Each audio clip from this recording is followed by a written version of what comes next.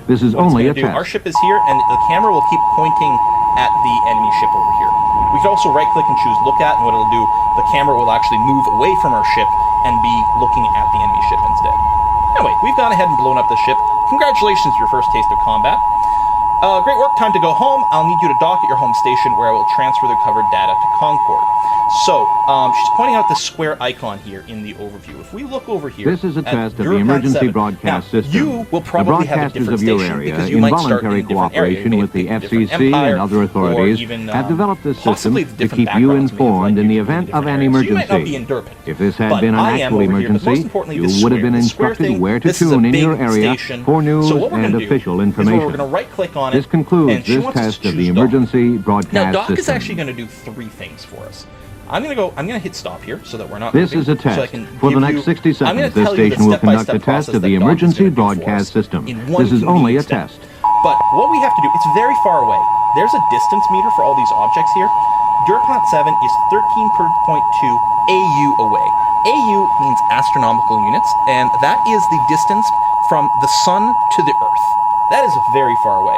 We can't just fly there at a normal rate. We're going to have to warp there instead, is what we're going to do. And that goes very, very fast. But warp goes in a straight line to your target. The broadcasters of your area, in voluntary cooperation with the FCC and other authorities, have developed this system to keep you informed in the event of an emergency. So the first thing that if this had been an actual emergency, you would have been instructed where to tune tune in your area for news and official information. This concludes this test of the emergency broadcast system. What's happening there. So we are now facing that object. Next, what's going to happen is a test. For the next 60 seconds, this station will conduct a test of the emergency broadcast system. This is only a test. Away. But we're going to want to warp right on top of it, warp to 0 meters. Boom. We're going to do this. Warp drive active. So normally when you right-click and choose warp, the first thing it would do is align you to the target. But we've already aligned. But normally, you wouldn't bother doing the align manually unless they're very specific things. There are very specific cases where you might want to align, but that's a much later topic.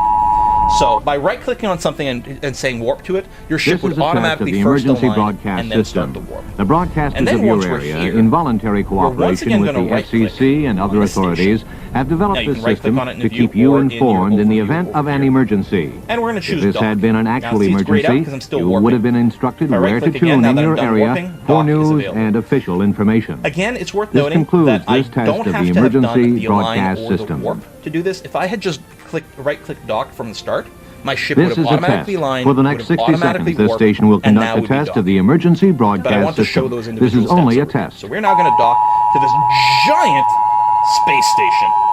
Oh, looks really cool. And depending on exactly where we warp to it, it can take a few seconds before we actually get pulled in. But there we go. We are now docked to this station. This is currently our home station. Stations are where you can store your ships and assets while not in use, repair your ship, and safely use your content This is a test of the emergency broadcast system. The broadcasters of your area, in voluntary cooperation with the FCC and other authorities, have developed this system to keep you informed in the event of an emergency. If this had been an actual emergency, you would have been instructed where to tune in your area for news and official information.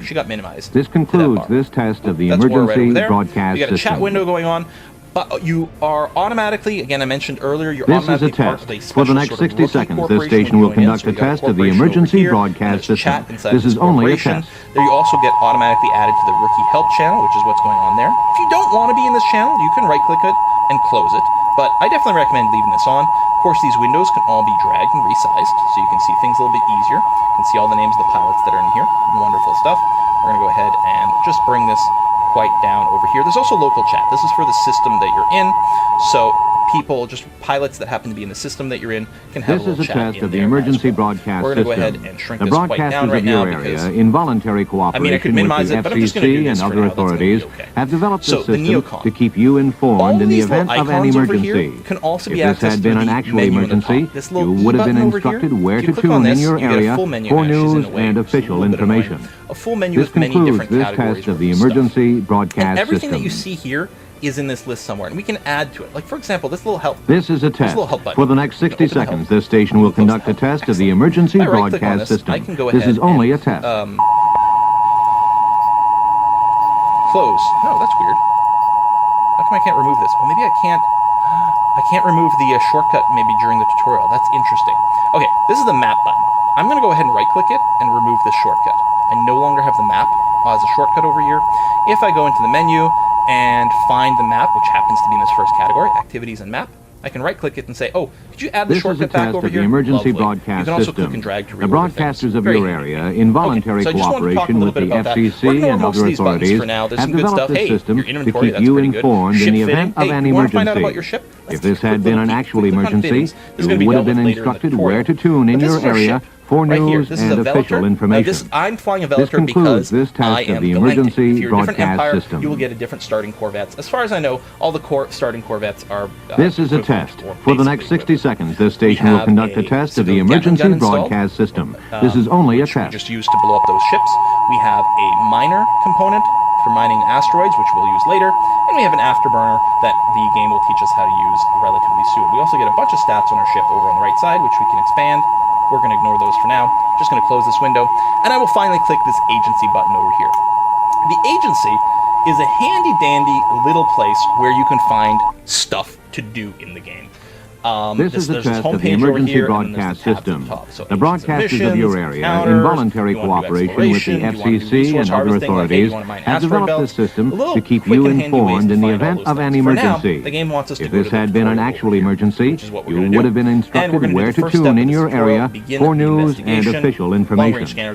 This concludes this test of the emergency broadcast system. Clearing them so investigators can move in is your mission. We're going to activate this tutorial step. This is a test. For the next 60 seconds, this station will conduct a test of the emergency broadcast system. This is only a test. Your current mission and telling you what your current step is. So our mission is begin the investigation. We have to get the space. To do that, we have to undock. Now, the tutorial is giving us a pop-up here and saying, hey, click this button to undock. You can always do that. You can always hit this as well. There's a little shortcut over here for your current mission that makes it quite easy for you to see what the next thing is. Skilling spree over here, depending on when you watch this video, may or may not be a thing. This is sort of a daily little challenge for people. This is a test of the emergency broadcast system. You can do that. You can, the broadcasters of your area, in voluntary cooperation with the FCC and other authorities, have developed this system to keep you informed in the event of an emergency. As instructed. If this had been an actual emergency, you would have been instructed where to tune in your area for news and official information. Lovely. This concludes this test of the emergency broadcast system. When you're ready to begin your mission, warp to the mission site using the warp to location button. This is a test. For the next 60 seconds, this station will conduct a test of the emergency broadcast system. This is only a test. You can only warp to like a thing that you know about. You can warp to things on your overview over here, simply by picking something and right-clicking on it. They have to be at least 150 kilometers away, so I wouldn't be able to say warp to any of these, as an example. Otherwise, you can't just warp to an arbitrary point in space, unless you've bookmarked it, but that's for something later on. So the only way we can get to the site for this mission is by clicking on this button here. This is a test of the emergency broadcast system. The broadcasters of your area, in voluntary cooperation with the FCC and other authorities, have developed this system to keep you informed in the event of an emergency. Don't worry about hitting things. If this had been an actual emergency, you would have been instructed where to tune in your area for news and official information. This concludes this test of the emergency broadcast system. Note that while you can technically collide with things when you're just flying around, which this is a test. For the next 60 seconds, this station will conduct a test of the emergency broadcast system. This is only a test. I am not aware of it. All right. Ruined Sleeper Enclave. Seems someone attacked it. Very strange. To view items in space, hold down the left mouse button and move your mouse around to rotate your camera. So yes, I can look around here. I'm going to zoom out a little bit. That is kind of an impressive building that's all smashed up. I said this game does look lovely. There are seekers here. Our mission is to eliminate them. So we got bad guys. We've got two different bad guys over here. So again, she's talking about approaching and all this. This is a test of the emergency broadcast system. The broadcasters of your area, in voluntary cooperation with the FCC and other authorities, have developed this system to keep you informed in the event of an emergency. If this had been an actual emergency, you would have been instructed where to tune in your area for news and official information. This concludes this test of the emergency broadcast system. This first guy, I'm going to go ahead and approach. Rather than approach, this is a test. For the next 60 seconds, this station will conduct a test of the emergency broadcast system. This is only a test. Your ship will approach to move into orbit, and then with this thing locked on, I'm now going to go ahead and hit my gun here. Note that there's hotkeys for this. The civilian Gatling railgun is hotkeyed to F1. You can see it in the little tooltip here. So if I were to just hit F1 or click, either way, my Gatling gun would begin to fire. So that's what we're going to do over here. And we're going to shoot on the ship.